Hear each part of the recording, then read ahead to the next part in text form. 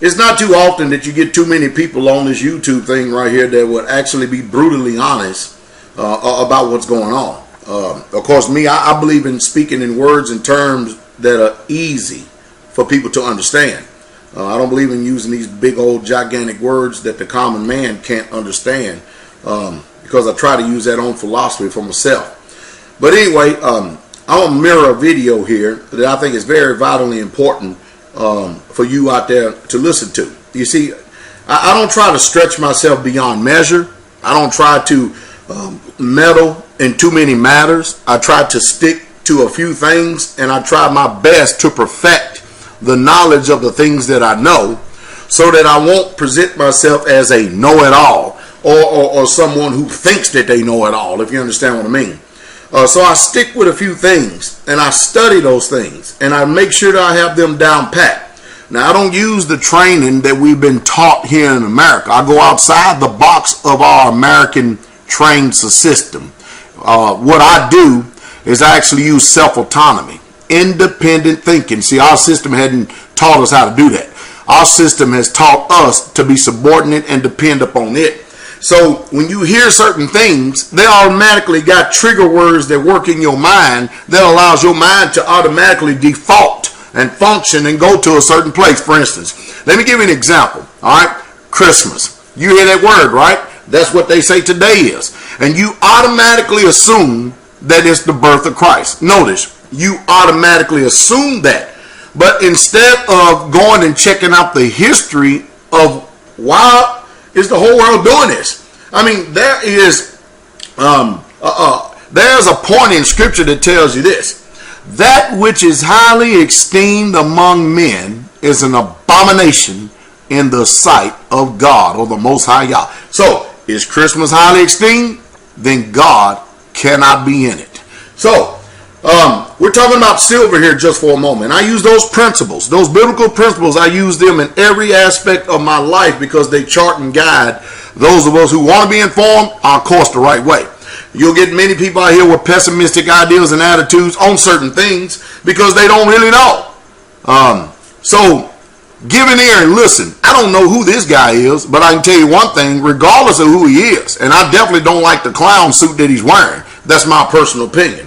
But regardless of who he is, on the point that he's talking about in reference to this silver and a manipulation of the markets and stuff, he's telling you the truth. That's why I'm mirroring this video for those of you who want to know the truth. You see, I've been telling you and giving you direction to do these things, but you know, a lot of times when you can get someone who is informed, not people who just sit back on they do nothing. So you got all these type of people out there.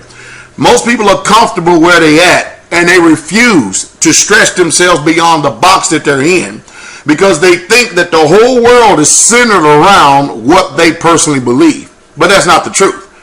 People are destroyed for a lack of knowledge because they reject knowledge. How many times you get something presented to you? I would suggest, rather than just throwing things out and rejecting it, that you would do your due diligence and start really truly checking things out. You may be appalled at the things that you have called truth, and you found them out later on as a shock value to be nothing more than lies. And that's the truth. So give an ear. I still say, buy your silver when you can.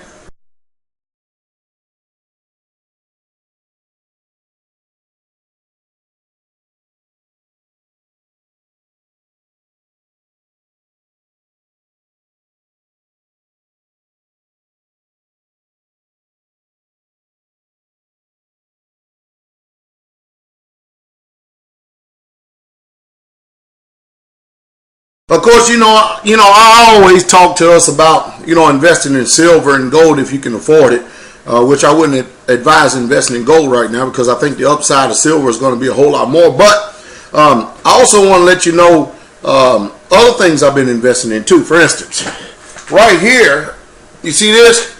This is a 10 kilo bar. See this? Of copper bullion. Look how huge this thing is. So, brothers and sisters, or ladies and gentlemen out there, I'm not the type of preacher or teacher who just tell people what they need to be doing, and I don't do it myself. I'm very proactive if I tell you something, I believe it and I do it. And that's the truth. I live it. So if I tell you I'm going to do something, I believe in being a man of my word. And not only that, but hey, I can't tell you, I haven't paid too much attention to copper right now, but all I've been hearing is going up, up, up, and up. And I hear that J.P. Morgan Chase has went over across the pond and bought up an astronomical amount of copper. And I just think about it. I've had this, I can't tell you how long.